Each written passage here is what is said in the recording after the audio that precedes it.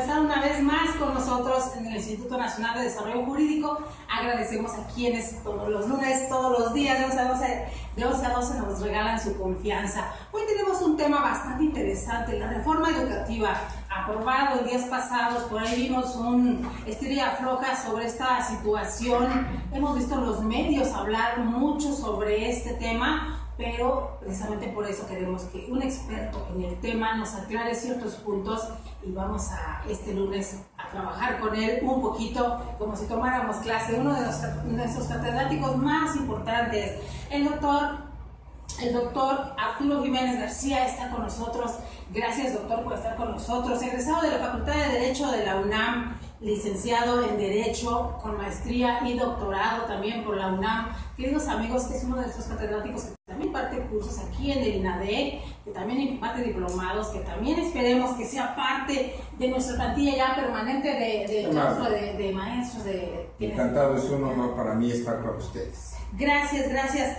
Obra literaria también tiene, obra literaria y jurídica. Sí, tenemos algunas obras escritas en las especialidades que manejamos, tanto a nivel de licenciatura de la Facultad de Derecho de la UNAM, como de posgrado en Derecho de la propia Facultad de Derecho. Hemos escrito también algunos artículos, hemos participado en congresos nacionales, internacionales, iberoamericanos, etc. Pero yo creo que aquí lo más importante es agradecerles a ustedes su hospitalidad. Nada más quisiera yo hacer una pequeña aclaración. Mi nombre es Arturo García Jiménez. Yo le cambié el nombre. No, pero está bien. En este caso, lamentablemente, el cambio de los factores sí altera el producto. me van a regalar. Así me lo pasaron a mí en la semana. No, suele pasar. No se preocupen nada más de cuál lo comento, porque, pues, para el amable auditorio que tenga... García Jiménez. Sí, García Jiménez Arturo. Ese es mi nombre. Una disculpa. Entonces, no se preocupe. Mire usted, realmente hablar de la reforma educativa es meterse a un grave problema. Es un problema que está esencialmente impregnado por aspectos políticos, por aspectos educativos, por aspectos académicos, por aspectos inclusive laborales y de organización precisamente de las instituciones educativas. Entonces, el fenómeno de la reforma educativa trae impregnada esta serie de factores, que es lo que provoca que haya una complejidad en el fenómeno, en la problemática. Hablar, por ejemplo, de la reforma educativa, yo al menos podría establecer 3 estadios fundamentales para poder llegar a comprender la reforma educativa. Primero, el primer estadio, y quiero señalarlo así, de esa manera, para efecto de enfocarme en la problemática actual que vive precisamente la reforma educativa en México. Primero, antes de Enrique Peña Nieto, es decir, la vivencia, cómo se desarrollaba la educación básica en México antes de 2012, que fue cuando comenzó por ahí una reforma sustancial. ¿Qué pasaba antes de 2012? Bueno, pues esencialmente las componentes, y perdonen que lo diga así, pero las componentes políticas de esas épocas orillaron a que el sindicato de trabajadores de la educación se manejara de manera prácticamente autónoma de la Secretaría de Educación Pública. Es decir, había por ahí un choque de fuerzas políticas entre el sindicato y la institución del Estado, la Secretaría de Educación Pública, de tal manera que el sindicato poseía inclusive un gran número de plazas, si es que no un alto porcentaje de plazas que ocupaban los maestros, los docentes de educación básica de esa época, al grado tal que se podía inclusive disponer de las plazas, de tal manera que podía haber inclusive comercialización de plazas, podía haber inclusive herencia de plazas, podía inclusive ascender a las plazas a través de un escalafón más que de carácter institucional, de carácter sindical. Entonces yo creo que este fue un problema bastante oscuro de la educación en México, que obviamente provocó una reacción muy particular, que inclusive en el Pacto por México, que ahorita lo voy a tocar, que ese es el segundo estadio en el que yo me voy a ubicar en el contexto de la problemática de la reforma educativa, y finalmente lo que hoy por hoy vivimos, después de que el Congreso de la Unión ya aprobó la reforma a los artículos constitucionales que establecen precisamente las bases para el sistema educativo nacional. Y en este sentido, antes de Peña Nieto teníamos ese contexto. Es decir, no debemos nosotros de desconocer, y aquí lo quiero mencionar, que el Instituto Nacional para la Evaluación de la Educación ya existía antes de Peña Nieto. Me estoy refiriendo que se creó en la reforma de 2002. Es decir, 10 años antes de Peña Nieto ya existía el Instituto Nacional para la Evaluación de la Educación, el INE, pero con una característica: no era organismo autónomo, inclusive estaba sujeto a la Dirección General de Evaluación de la Secretaría de Educación Pública, quien llevaba a cabo la directriz para poder evaluar a los maestros, pero evaluaban a los maestros solamente aquellos que pretendían obtener mejores ingresos, es decir, solamente a petición del maestro y para mejorar su condición laboral, su condición económica, se podía someter en esa época a un sistema de evaluación precisamente por la Dirección General de Evaluación de la Secretaría de Educación Pública. Y si obtenía resultados favorables, bueno, pues con el mismo trabajo que desempeñaba podía obtener mejores ingresos. Entonces, esa fue realmente una de las razones en las que se desencadenó en una serie de conflictos posteriores.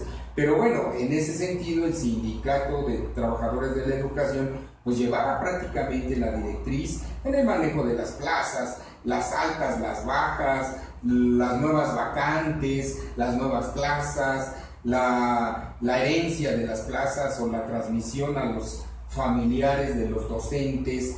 En fin, realmente había por ahí un manejo bastante sólido por parte del Sindicato Nacional de los Trabajadores de la Educación.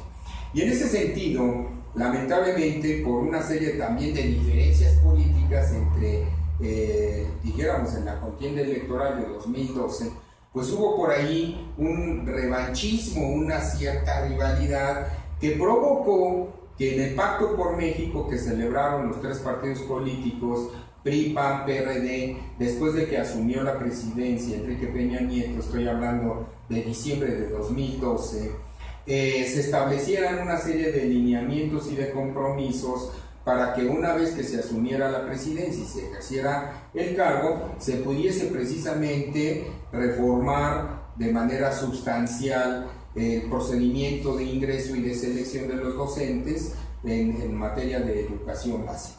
Y aquí es donde comienza precisamente la rivalidad y comienza precisamente el conflicto de entraña política, es decir, había problemas de carácter político en las entrañas del conflicto que desencadenó inclusive la aprehensión de la líder sindical, su detención y su remisión a reclusorio por una serie de figuras delictivas que, dicho sea de paso, estuvieron mal tipificadas, pero eso ya es otro tema que se podría tener que discutir en otra ocasión. Entonces, aquí empieza precisamente el Pacto por México, que se celebra en el Castillo de Chapultepec por los líderes de los tres partidos políticos y como testigo el presidente de la República, Peña Nieto, en donde se establecen una serie de compromisos. Precisamente del compromiso 7 al número 15 del Pacto por México se establecieron los lineamientos que deberían de observarse al momento del ejercicio pleno del cargo en la presidencia de la República. Entonces, si estamos hablando de que el Pacto por México se celebró el 2 de diciembre en el Castillo de Chapultepec y el 21 de diciembre de 2012 se aprueba la reforma educativa, es decir, fue escasamente 19 días, ¿verdad? Que fue la primera gran reforma del sexenio presidencial de Peña Nieto, en donde con bombo y platillo se festejó, porque obviamente pues ya habían sido pactadas los lineamientos para poder aprobar la reforma y solamente el Congreso de la Unión, pues muy respetuosamente lo comento, pues únicamente aprobó lo que ya se había acordado previamente por los partidos políticos nacionales, por los partidos políticos PRI, PRD y PAN, antes, en diciembre de 2012. Vemos entonces cómo esta situación es lo que provoca una reforma que, dicho sea de paso, en los lineamientos del Pacto por México y en la reforma constitucional que sobrevino precisamente a esos compromisos, realmente se advierte que la problemática no fue esencialmente de carácter académico.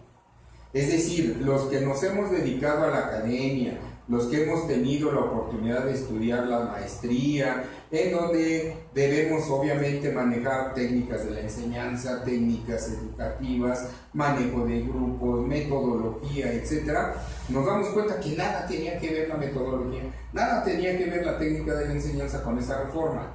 Es decir, realmente debemos advertir que la reforma de Enrique Peña Nieto era más bien represiva que de carácter educativo, y así lo podemos decir porque lo advertimos inclusive de la propia lectura del Pacto por México.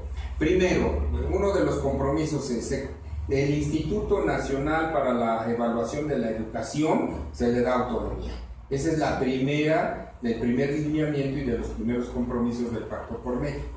¿Esto qué permite? Permite precisamente que los lineamientos establecidos por el instituto fuesen independientes a la Secretaría de Educación Pública, al propio sindicato y a todos los demás, dijéramos, partícipes del sistema educativo nacional, y se rige por sus propias normas y por sus propios acuerdos y sus propias reglas. Entonces se le da autonomía al Instituto Nacional para la Evaluación de la Educación. Y dentro de esos lineamientos se le impone el deber a todos los maestros de tener que evaluarse. Entonces vemos que realmente la situación no era de carácter educativo, sino más bien de carácter laboral, es decir, de carácter administrativo. Como se manejó incluso antes de que se firmara el Pacto por México, ya se estaba diciendo por ahí, sí, pero no lo querían aceptar. Doctor, ¿y hasta dónde o hasta qué punto, como hace poquito lo vuelve a mencionar el presidente Andrés Manuel López Obrador, esto venía parte de una agenda mundial que marcan ciertos parámetros en qué hacer?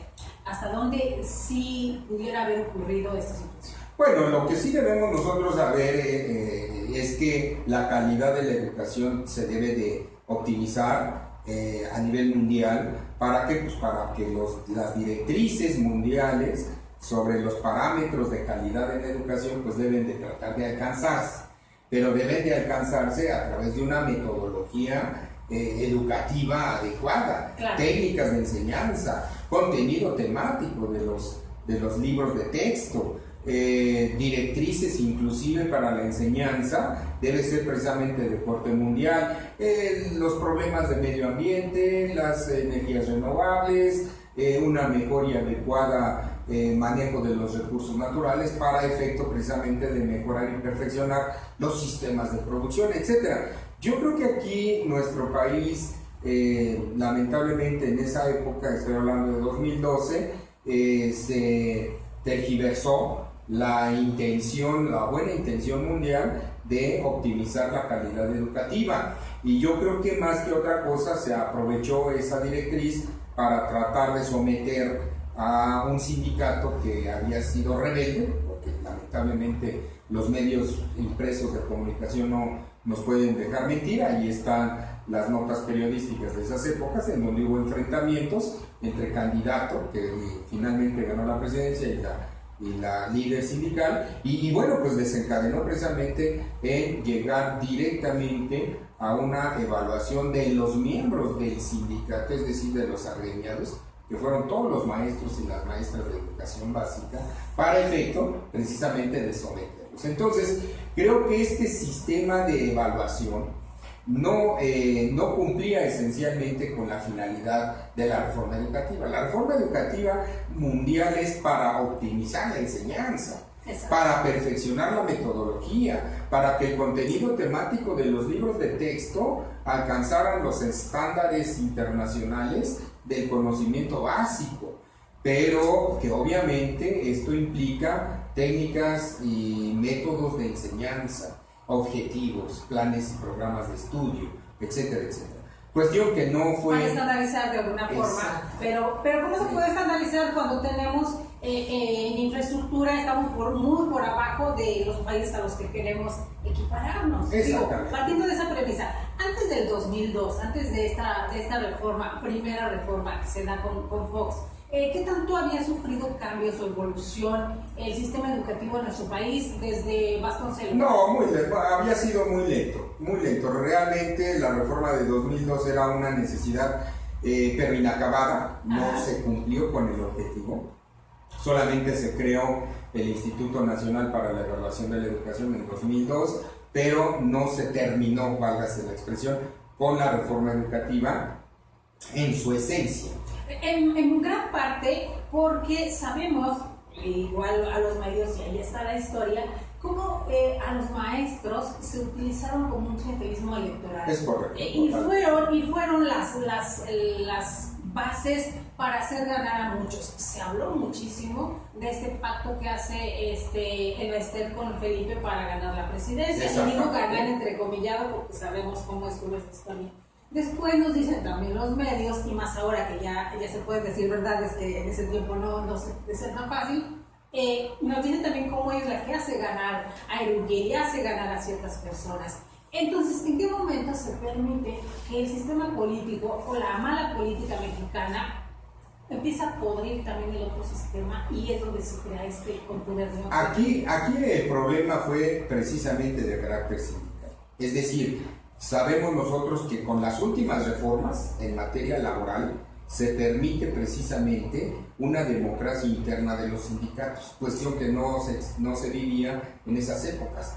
Hablábamos inclusive de líderes vitalicios, como se había inclusive gestado precisamente la figura de líderes de la CTM, en donde eran años y años y era el mismo líder, como si no hubiese otra persona capaz de dirigir los destinos de un sindicato. Bueno, lo que pasa es que se cerraron los sindicatos precisamente para responder intereses políticos de manera vertical en favor de quienes estaban ejerciendo el poder. Hoy por hoy, por ejemplo, con la reforma laboral, que eso sería otro tema también. No, pues yo creo que para no desviarnos, porque creo que el tema educativo, que no va junto con pegado, que ahí hay otra... El tema educativo ya es de por sí complejo, entonces si lo traemos conjuntamente con la reforma laboral, en donde ya se aprobó precisamente algunos acuerdos de la OIT, en donde se habla de la democracia interna de los sindicatos, en donde ya los líderes no van a ser vitalicios, ya se requiere un voto directo de los trabajadores para poder precisamente elegir al líder sindical. Entonces yo creo que van a quitarse esos cargos vitalicios de monárquicos, porque era, aunque feudales, exacto, porque aunque pareciera que abdicaban, digo, para seguir en el mismo término, seguían dirigiendo los destinos de quién queda, el redazo quién queda, y sigo percibiendo miles de billones que veíamos cerrar tiendas y demás en el extranjero, y que al final de cuentas con un plumazo se desapareció toda esa cuestión. Exactamente, entonces... Y que eso también es indignante, ¿no? Eso es indignante. Pero esto, si lo vemos nosotros retrospectivamente, nos vamos a dar cuenta que requiere de reformas una tras otra y de manera paulatina para efecto de llegar a consensos, para no imponer de ninguna manera la voluntad de la mayoría. Le llamaríamos inclusive las dictaduras de mayorías, no, claro. Tampoco. En un sistema democrático debe haber consensos, debe haber acuerdos, debe haber conciencia de que lo que se está reformando es necesario precisamente para mejorar las instituciones. Y entonces hoy por hoy en la reforma laboral va a permitir que los sindicatos entren a un proceso de renovación de sus dirigencias para efecto de que los verdaderos trabajadores voten en favor o en contra de quienes se hayan postulado como dirigentes del sindicato. Entonces, esto causa mucho escozor. Claro. ¿Por qué? Pues porque se afectan muchos intereses que ya se habían adquirido con anterioridad. Vemos nosotros muchos compromisos y en ese sentido vemos cuántos sindicatos tenían, por ejemplo, líderes vitalicios, ¿no? Inclusive líderes que fueron precisamente reprobados por mal manejos de los dineros de los sindicatos, desviaciones de recursos en favor de partidos políticos, y no vamos lejos, el famoso caso Pemex Gate, que fue uno de los casos emblemáticos de los años 2000, que precisamente la Sala Superior del Tribunal Electoral por primera vez en la historia impuso la mayor multa de la historia de México, en donde el PRI fue el responsable de tener que pagar 1,000 millones de pesos de multa, precisamente porque se probó que del sindicato petrolero se habían desviado recursos en favor del PRI en la elección presidencial de Francisco Labastida Ochoa del año 2000, y ahí están los análisis, ahí está la sentencia en el Tribunal Electoral, en la Sala Superior del Tribunal Electoral. ¿Por qué? Bueno, pues porque el líder sindical pertenecía a un partido y finalmente desvía los recursos. Pero bueno, todo esto es verdaderamente interesante para poder señalar que va a la necesidad de la reforma o de las reformas institucionales, pues van siguiendo su cauce conforme los momentos históricos lo van permitiendo y lo van exigiendo en ese sentido. Entonces, yo creo que con la reforma laboral, hoy por hoy los sindicatos van a tener un respiro.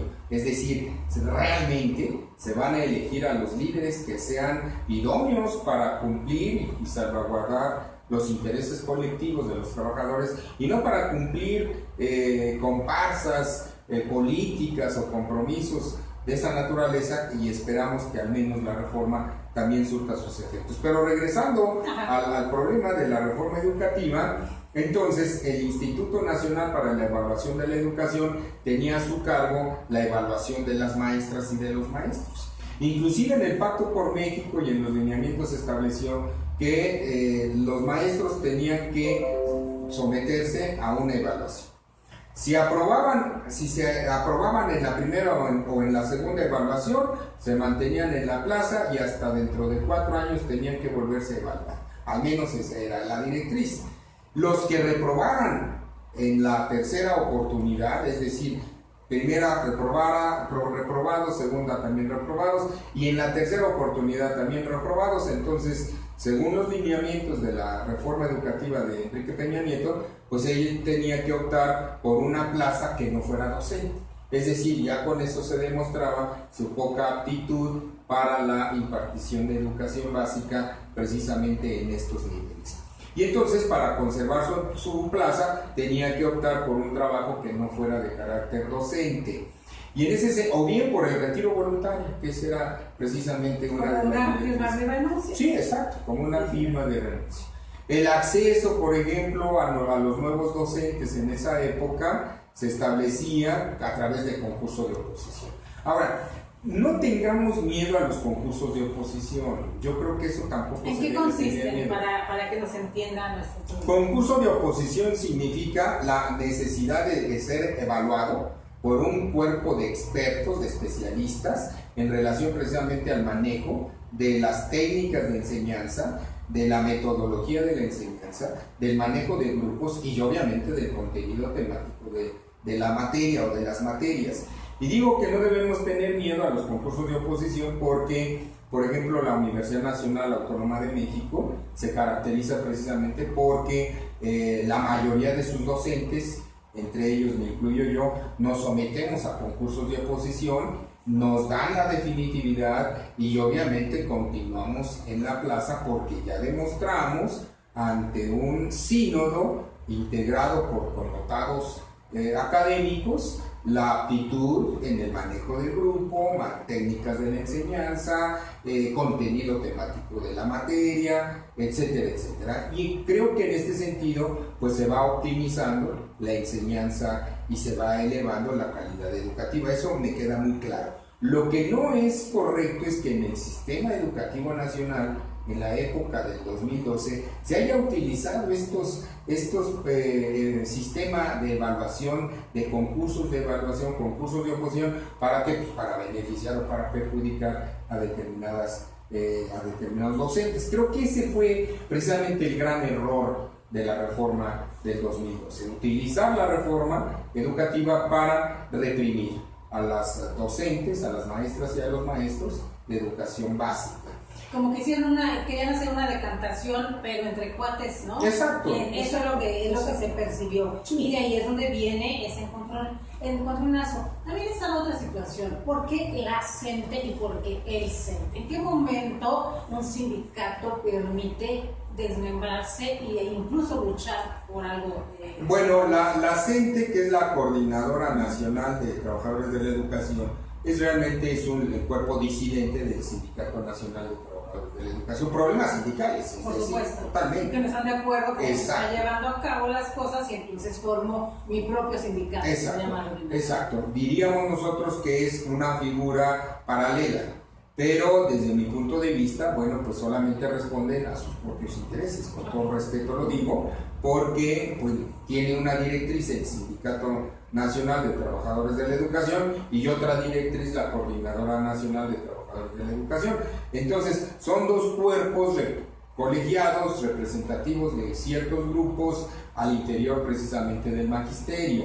Y yo creo que en este sentido, bueno, pues tal vez los dos son legítimos en relación a sus directrices, pero no así en relación a lo que en un momento determinado pudiese llegar a considerarse como dos sindicatos en una sola institución. Ninguna institución, ni privada ni pública, debe de tener dos sindicatos. Máxime cuando veíamos esos pleitos en el sureste, en el sur de nuestro país, donde el sindicato tal no permitía que se dieran certificados de primaria, pero aquel sí. Exacto. Entonces ponen como en medio, como si fuera moneda de cambio a los alumnos y a las mismas escuelas. Ese es el problema. El problema es de que tomar se escuelas también. Exacto. En estas huelgas que cuando se les ocurre, le implementan y entonces tomo escuelas completas y perjudico a cuántos niños sin pensar en su bienestar. Exacto.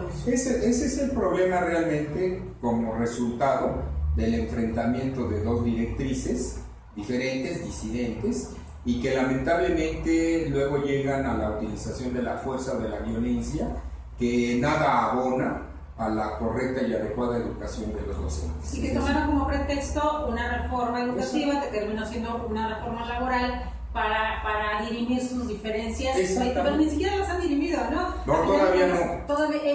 Todos quieren sentarse en esa silla. Exacto. ¿Por qué encandila tanto esta situación?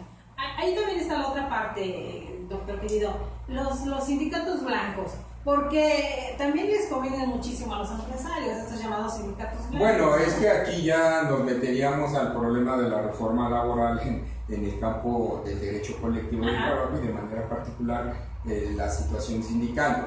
Bueno, sabemos nosotros que los sindicatos blancos, los amarillos, los rojos, todos los colores han existido siempre. Desde que se permitió en México la constitución de sindicatos, bueno, pues siempre han sido sindicatos o bien aguerridos en favor de los derechos de los trabajadores o bien solamente aparentes en el desarrollo precisamente de las funciones para salvaguardar los intereses de los patrones.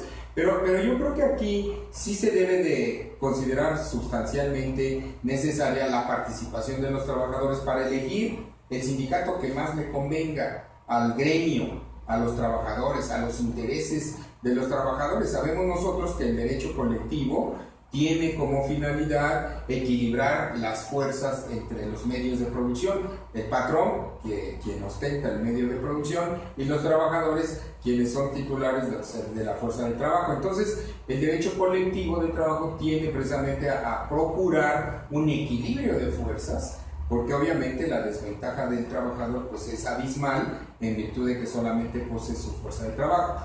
Pero bueno, aquí el sindicato debe de estar a la salvaguarda de los intereses precisamente de los trabajadores, pero también debemos nosotros advertir que los sindicatos no pueden entrar a una cerrazón, es decir, quitarse inclusive al grado de aniquilar al patrón con las consecuencias muy graves de la pérdida de la fuente de trabajo en favor precisamente o en perjuicio hasta de los propios trabajadores.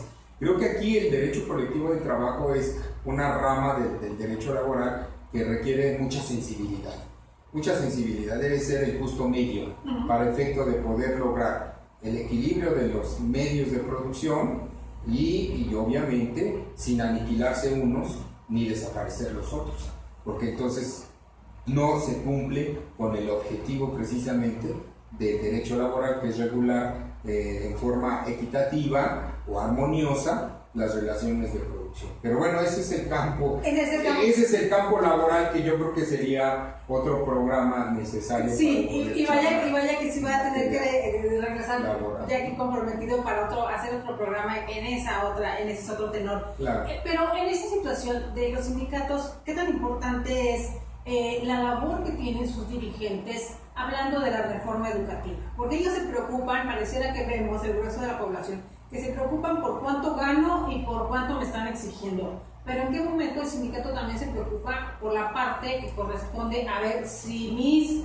agremiados están evolucionando, están creciendo para poder dar no nada más fuerza de trabajo, sino calidad en el trabajo que están ofreciendo? Digo, para poder como sindicato exigir los derechos que estoy pidiendo. Claro. ¿En qué momento? Lamentablemente es una de las finalidades sindicales procurar y velar porque el trabajador reciba el adiestramiento y la capacitación y la actualización necesaria para desempeñar adecuadamente el servicio. Y es lo que no veíamos. Y es lo que no se ve. Aquí nada más vemos que si llega el cheque y que llegue de más ceros. Porque también está esa otra situación. Nos dicen que el porcentaje del ingreso que se les da del PIB que le toca a la educación en México, la mayor parte se ve en sueldos. Y por el otro lado, en sindicatos dicen, bueno, pero los sueldos de los maestros en México son de los más bajos en los estándares mundiales, y es lo que están peleando, un sueldo mayor. Pero hasta qué punto también, yo como profesor, asumo mi responsabilidad de decir, sí, pero yo necesito prepararme más para exigir un mayor sueldo. Yo creo que aquí esencialmente es problema de compromisos personales. Y además vigilantes o vigilados a través del sindicato, que lamentablemente no se advierte.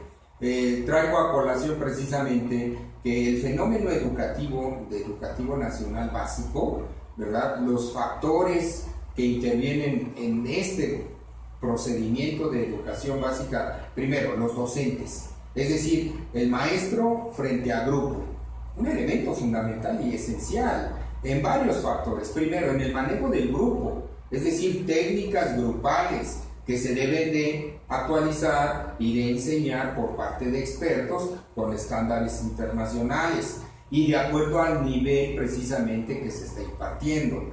¿Por qué? Bueno, porque depende precisamente del nivel educativo de los educandos, es decir, de los niños, la forma de manejar el grupo. No se puede manejar al mismo grupo de segundo, tercero o cuarto año con un grupo de sexto o de quinto año, son diferentes, o de secundaria, son distintos. Como se tuvo que implementar alguna vez con el CONAFE, porque se han ido creando figuras alternas tratando de concientizar y de alfabetizar, pero hasta donde es cierto que se ha logrado un cambio. Como bien lo dice, en estos grupos que hacían de CONAFE, que están dentro de la educación, pues un maestro, y luego la mayoría eran chicos egresados de preparatoria. Claro. ¿Cómo le va a dar un chico egresado de preparatoria de primero a sexto año clases a grupos y digamos que hay preparación? Eso es imposible. Claro, lo que pasa es que aquí es precisamente un error de selección de los docentes. Los docentes deben de demostrar la aptitud para poderse poner frente al grupo. No es sencillo, es complejo, y lo digo de manera abierta y pública, y tengo varios años siendo académico de la Facultad de Derecho, y yo al menos no he encontrado un grupo idéntico en mis 34 años de académico de la Facultad de Derecho. No hay un grupo idéntico. ¿Por qué? Porque hay precisamente una conformación heterogénea de educandos, que algunos vienen mejor preparados, otros con una experiencia distinta, otros con una tenacidad permanente, otros inclusive con intercambios académicos en el extranjero, otros con técnicas de investigación, etcétera, etcétera. Entonces, realmente el profesor debe tener la aptitud para poder manejar todas estas variables que en un cuerpo de educandos se va llegando a advertir. Entonces, en este sentido, creo que en el sistema educativo nacional se debe privilegiar más a la calidad del docente para poder manejar adecuadamente los grupos. Y obviamente vemos nosotros que nuestros niños son pequeños, que requieren de una atención a lo mejor hasta personalizada. Así es. Es decir, hay que conocer personalmente la situación particular de cada uno de los niños en relación pues a su entorno social, a su entorno familiar, a su alimentación, a su inclusive sus tiempos de esparcimiento, sus tiempos de convivencia con los padres, etc. Creo que aquí el sistema de educación básica comprende la interacción del maestro, del docente en el aula y conjuntamente fortalecido con los padres. Es decir, aquí sí es una situación, dijéramos, trilateral, en donde el maestro, alumno y padres conforman uno de los factores fundamentales para la adecuada educación precisamente básica de los educandos, ¿no? Entonces aquí sí debe de haber esta directriz que se debe de procurar para efecto de lograr los resultados que se pretenden. Y eso es precisamente algo que se ha advertido, por ejemplo, en esta última reforma. En esta última reforma, y perdón, ya me brinco hasta esta última reforma, que fue aprobada en días recientes por el Senado, por el Congreso de la Unión, Cámara de Senadores y Cámara de Diputados, y actualmente están ya circulando en las legislaturas de los estados para su aprobación en los términos constitucionales. Como es reforma constitucional, se requiere precisamente la mayoría calificada del Congreso de la Unión, integrado por Cámara de Diputados y Cámara de Senadores, y la mayoría de las legislaturas de los estados. Tenemos 32 entidades, pues obviamente la mayoría son 17, es decir, la mitad más uno hacen mayoría. Entonces, hoy por hoy, bueno, pues ya tenemos algunas aprobaciones. Guerrero, aquí tengo inclusive los datos exactos sobre la aprobación de varias entidades de la República con relación a las reformas que actualmente ya se están circulando en los congresos locales. Por ejemplo, Morelos, Tabasco, Chiapas, Oaxaca, Colima y Zacatecas ya la aprobaron. Hoy, lunes, está al menos en una agenda legislativa que sea Guerrero, Tlaxcala e Hidalgo, las que puedan llegar a aprobar la reforma. El día martes, mañana, se tiene programado en la agenda legislativa de las entidades Puebla, Ciudad de México y Veracruz, el día martes. Y el miércoles, Durango, Baja California Sur, Sonora, cuando menos. Al menos esos son las, dijéramos, agendas legislativas que están hoy permeando en estas entidades para la discusión y en su caso la aprobación de la reforma constitucional en materia precisamente de la reforma educativa. ¿Tiene que ver los colores partidos que gobiernan cada estado? Bueno, sí no influye. debiera. No debería, pero sí influye. Y sabemos nosotros que los colores partidarios lamentablemente pues han sido precisamente la bandera fundamental para lograr reformas. Eso en un sistema democrático pues se advierte de manera permanente y constante. No debería de ser, porque debería de verse más bien el interés nacional, el interés de los niños. Eso nos dicta la teoría. Eso es lo que nos dicta la teoría. Si nosotros revisamos las ideas de varios pedagogos, Jean Piaget, por ejemplo, a quienes permanentemente acudimos en técnicas precisamente de la enseñanza, pues debería de ser otra directriz. Pero bueno, lamentablemente en un sistema democrático multipartidario, pues los colores son fundamentales para aprobar o no aprobar la reforma. Sabemos nosotros ahorita... Porque vienen muchos compromisos de campaña. Exacto. Entonces no se van a cumplir si no se logran o no se hacen ciertas cosas. Exactamente. Entonces ahí ya está una cuestión política, queramos que no, inmersa. Claro. Ese es el problema. Claro, o sea, vemos nosotros, por ejemplo, el Pacto por México en 2012 se aprobó por el líder del PRI, PAN y PRD. Así es. Y hoy no gobierna ninguno de ellos. Así es. Entonces hoy gobierna un cuarto partido político en esa época de reciente creación y que obviamente que en esa época hoy no firmó el Pacto por México. opositores. Exactamente, era oposición y hoy por hoy gobierna a nivel nacional. Así es. Y a nivel federal. Digo a nivel nacional porque tiene varias entidades de la República que gobiernan, y a nivel federal, bueno, pues porque tiene precisamente al menos mayorías relativas, pero mayorías en las cámaras. Que muchos de los puntos que se manejó en ese tiempo era precisamente que lo que se quería con esa reforma era privatizar la educación. se dijo mucho y de repente pues no es a lo mejor fueron esas causalidades de que fueron en la vida cuando empiezan a permear por todos lados, claro, escuelas y más escuelas, ¿no? Entonces pareciera que en algo había un poco de razón. En la forma de educar, doctor querido, tenemos a los niños de kinder. De repente nos dicen que no puede un niño entrar a la primaria si no pues, tuvo por un año de kinder. Y de hecho algunos ya quieren que vayan leyendo a la primaria. Y de repente ahora en la primaria vemos que dicen que para pasar primero y segundo año no necesitas más que haber acudido, no importa el promedio que tengas. ¿No se contrapone una cosa con otra? No, yo creo que aquí debemos precisar algo importante. En la reforma constitucional se parte inclusive de la educación inicial. Es decir, de 0 a 3 años, como parte de la educación inicial. Como la maternal. Como la maternal, exactamente.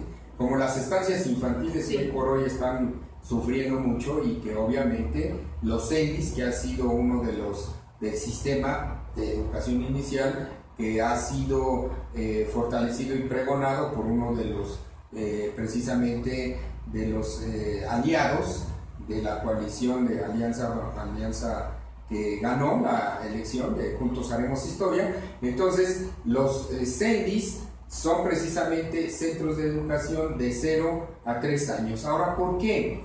Bueno, porque es precisamente el primer contacto que tiene el bebé o el infante con su entorno, y entonces deben de ser inicialmente llevados para poder precisamente llegar a convivir con ellos. Hay inclusive estudios desarrollados en materia de educación inicial de 0 a 3 años para efecto de ver la importancia que tiene precisamente esta etapa de educación. Entonces, constitucionalmente ha estado ya por ahí establecida la educación inicial. Después de ahí viene la educación de la preprimaria, en donde se exige de 3 a 6 años entrar a la preprimaria, en donde cuando menos se debe de tener un año, como usted le llama, de kinder, que realmente es preprimaria, para efecto después de ingresar a la primaria.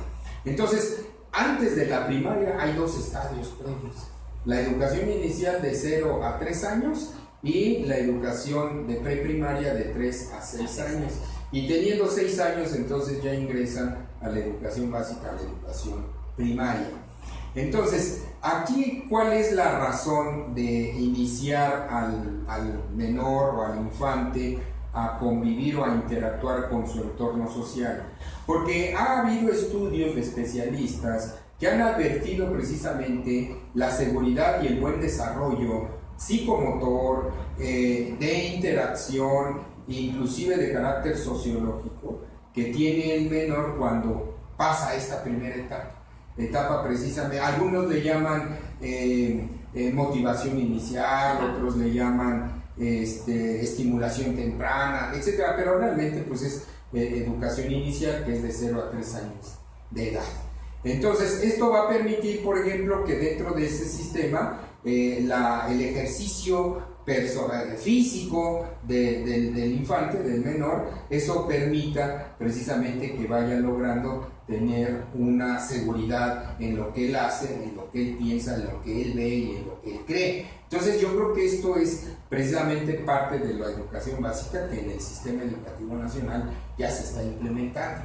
Por eso actualmente los líderes de los aliados de esta coalición de Juntos Haremos Historia, pues están pugnando porque se le reconozca a la educación temprana de 0 a 3 años la financiación necesaria para poder precisamente fortalecer a los CENIS, Centros de Desarrollo Infantil, para efecto de que puedan cumplir con sus objetivos. Vemos nosotros, por ejemplo, que ahorita hay mucha discusión en las llamadas guarderías o estancias infantiles, y que si hay o no corrupción, etc. Yo creo que ese problema debe ser resuelto por las instituciones correspondientes y por los canales adecuados. Lo que sí sabemos nosotros desde el punto de vista didáctico, desde el punto de vista académico, que es necesario que sí se le dé educación a los infantes de 0 a 3 años, porque es la etapa inicial para poder interactuar con su entorno, y elaborar o formar buenos ciudadanos. Ahí es donde comienza precisamente una necesidad para formar nuevos ciudadanos y mejores ciudadanos. Los niños no nacen delincuentes, los niños no son delincuentes. El entorno social los va desviando del buen camino, y aquí es donde precisamente debe haber una correcta y adecuada educación. Nos han dicho muchos de sus compañeros catedráticos que se sientan en estas charlas con nosotros precisamente de regresar a ver al futuro que está en los niños. Exacto. Pero está la otra parte, doctor. Antes se decía, y los expertos en esta materia dicen, sobre la ludicidad para aprender. Los niños aprenden jugando. Es correcto. Pero en qué momento también hemos visto ahora niños de 3 años que ya les dejan planas y planas, como antes nos lo dejaban hasta los 5 o 6 años en la primaria. Claro. Digo, entonces, ¿en qué momento también esta forma de enseñar tiene que seguir los parámetros que se marcan a nivel nacional y no adelantarse? No, lo que pasa es que, mire usted, creo que ahora la investigación que se ha desarrollado en relación a las neurociencias ha aportado precisamente una serie de directrices de que la mejor edad para aprender en el entorno, en el conocimiento profundo, es temprana la edad, para efecto de que quede grabado en el propio subconsciente del menor la enseñanza. Entonces las neurociencias nos permiten precisamente allegarnos de estos consejos o estas directrices que debemos nosotros aprovechar precisamente para la adecuada enseñanza del conocimiento a los menores. Entonces creo que aquí no es que se estén adelantando, más bien nosotros habíamos estado retrasados o atrasados en la investigación y en las técnicas de la enseñanza. Entonces se ha logrado determinar que estas edades de 0 a 3 años permiten precisamente fortalecer la propia personalidad del infante, y le permite precisamente abrevar al conocimiento. Los niños a esa edad son una esponjita, sí, claro, pero una esponjita que no se les olvidan las cosas. Entonces ahí es donde hay que aprovechar este carácter físico del menor, del infante, para poder darle el conocimiento necesario que le va a ser útil para su formación futura, precisamente en sus niveles de educación. Y regresando al tema principal, que es la reforma educativa, ¿en qué apartados nos habla esta nueva reforma, o qué se vino a reformar respecto a la evolución de los profesores, del profesorado, sí, de quienes están dentro? Muy bien, mire, primero, una de las directrices de esta reforma, pues lamentablemente, es desaparecer el Instituto Nacional para la Evaluación de la Educación. ¿Por qué? Bueno, pues porque se determinó que había sido utilizado solamente con fines represivos. Entonces, para efecto de dar un cambio, precisamente desaparece este instituto. Pero no quiere decir que quede acéfala la educación básica, no, por supuesto que no.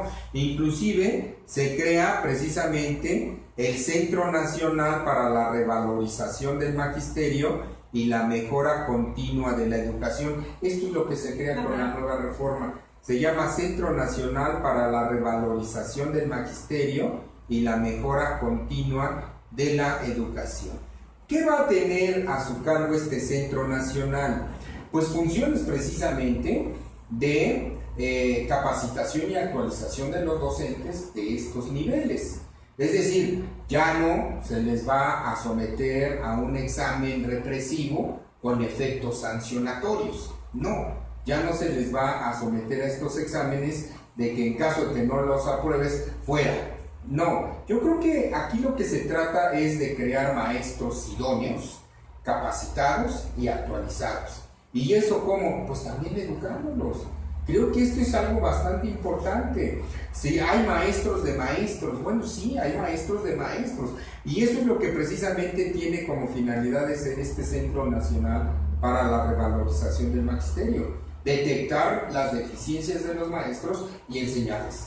es decir, actualizarlos. Pero eso también sería, perdón que lo interrumpa querido, pero yo creo que también sería fácil, digo, tienen un supervisor, tienen un director se da cuenta cuando uno de sus maestros no tiene la capacidad suficiente.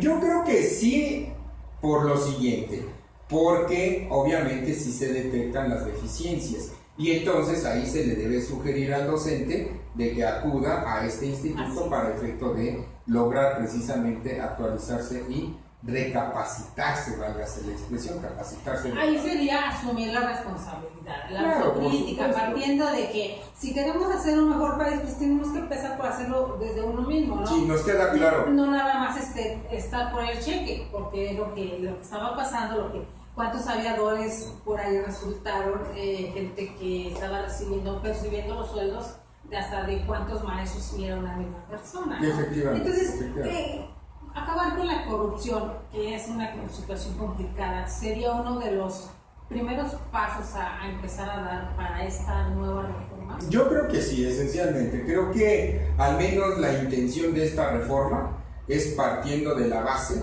precisamente del compromiso general de los docentes, obviamente del sindicato, porque también debemos nosotros reconsiderar que el sindicato, bueno, pues es un gremio que se debe de llamar a integrarse a este objetivo para efecto de lograr los resultados que se persiguen. Pero en este sentido creo que debe ser a invitación, es decir, no de manera represiva, sino de manera exhortativa para que se exhorte obviamente a los agremiados y puedan cumplir precisamente con su objetivo y su finalidad. Entonces, este Centro Nacional pues va a sustituir las funciones precisamente de este Instituto Nacional para la Evaluación de la Educación, pero suprimiéndole aquellas funciones represivas, ¿no? O de sancionar al docente que no aprobara en determinado número de veces en su evaluación. Además, creo que también es importante señalar que en esta reforma se establecen como materias fundamentales aquellas que se abandonaron durante mucho tiempo. Por ejemplo, el civismo en la educación media. Que es primordial, digo, por eso estamos como estamos. Ese fue el problema. Si nosotros hacemos una revisión educativa entre las generaciones que llevaron civismo y las generaciones que no llevaron civismo, vamos a encontrar una diferencia sustancial, y realmente de interacción social se refleja en el respeto de la persona, del interlocutor o del interactuante. ¿Por qué? Bueno, pues porque se trae otra conformación, otra base epistemológica y que obviamente permite o conduce a comportarse de manera diferente. Creo que en este sentido sí se está tomando en cuenta la necesidad de ir incluyendo algunas materias que se abandonaron porque se pensó que eran innecesarias, pero se pensó que eran innecesarias porque como producían el efecto que se perseguía, que era precisamente la adecuada convivencia en sociedad como el civismo, pues entonces se abandonó. Pensaron en ese tiempo, cuando se suprimió el civismo, que era connatural del ser humano comportarse adecuadamente en sociedad, y ya se han dado cuenta que no. Eso tiene que aprender. Somos animales de ejemplos. ¿Qué podemos hacer? Esta es la otra parte, doctor querido. La parte de las normales superiores, que también se habló mucho en estos pleitos y vemos, y que Ayotzinapa viene a hacer como que la gota que derrama aquel vaso grandísimo.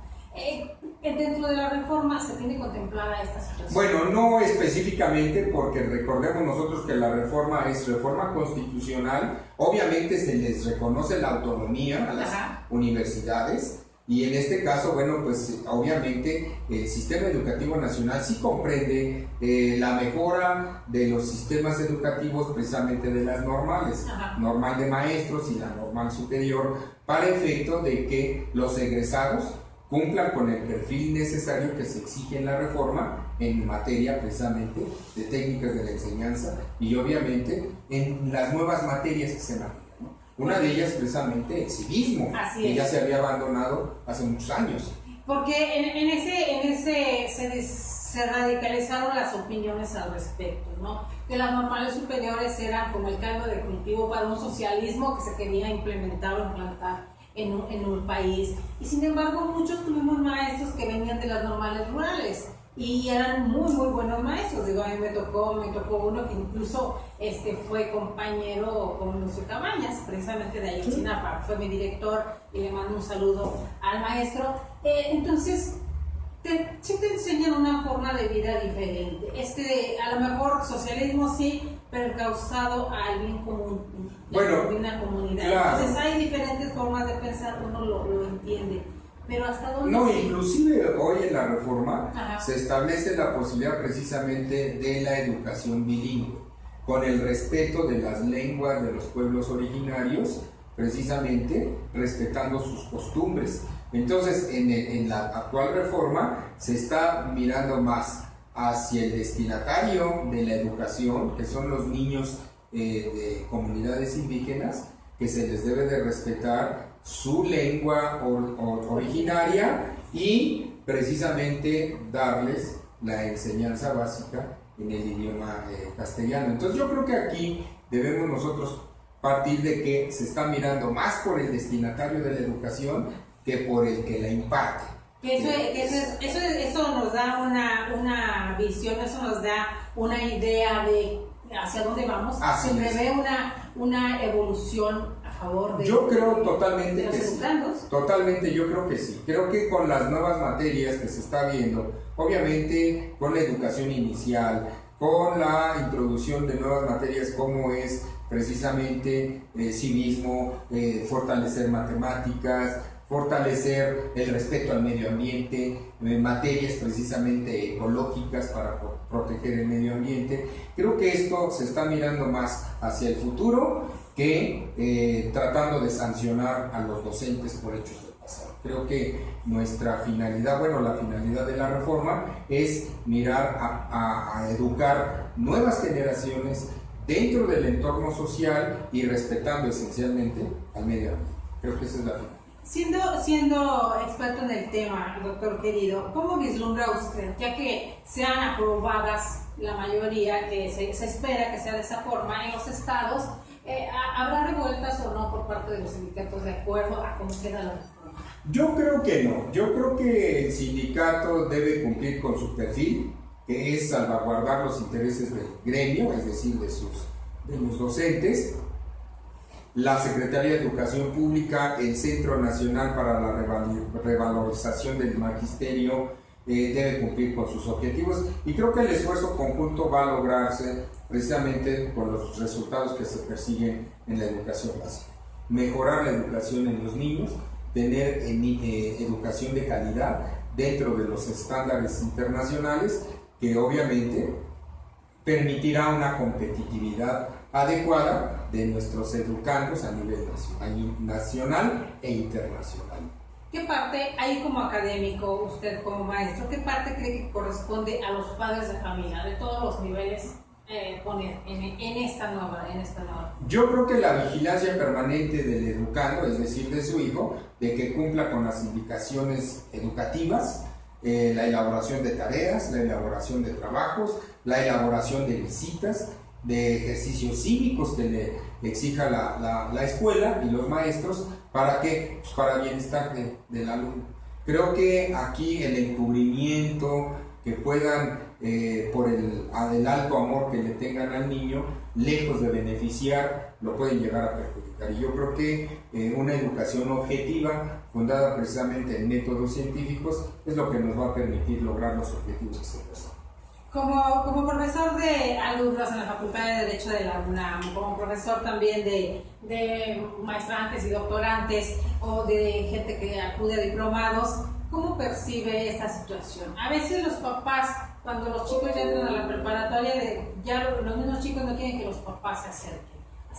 ¿En qué momento perdemos o necesitamos seguir al pendiente de esos? No, yo creo que la vigilancia debe ser permanente por parte de los padres, pero sin intromisión mayor de lo que permita el mismo alumno. ¿Por qué? Bueno, porque debemos nosotros partir de la base, por ejemplo, a nivel universitario, que ya son mayores de edad, Uno, que deben de tener responsabilidades personales.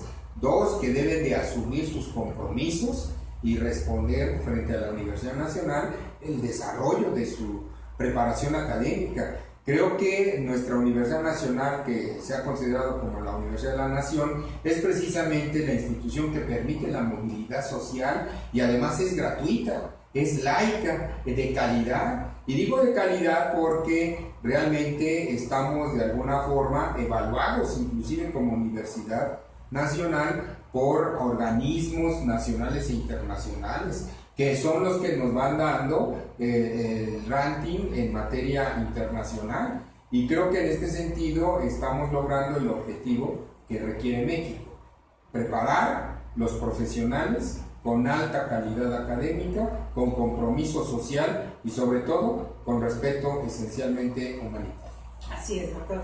Para cerrar, ¿en cuánto tiempo cree que empecemos a ver los resultados de esta nueva ley? Bien, yo creo que aquí lo vamos a ver una vez que concluyan los sistemas educativos o el ciclo educativo precisamente de los niños de primaria. Hablamos de 6 años porque la reforma está ahorita en los congresos locales, en las legislaturas de los estados. Entonces, de aquí implementarla y ejecutarla. Yo creo que cuando menos los resultados los vamos a ver una vez que los niños de 6º año terminen su educación básica y todavía un poquito más los de secundaria. Entonces, sí es una reforma que se van a ver sus resultados pues hasta que se produzcan precisamente en los educandos, y esto será una vez que concluyan sus ciclos de educación básica, esencialmente. Pues, queridos amigos, el tiempo, cuando el tema está tan interesante, el tiempo se nos va rapidísimo. Ya se nos fue más de una hora, doctor. Pues ya estamos siempre a las órdenes de ustedes y un honor permitirme dirigir al auditorio.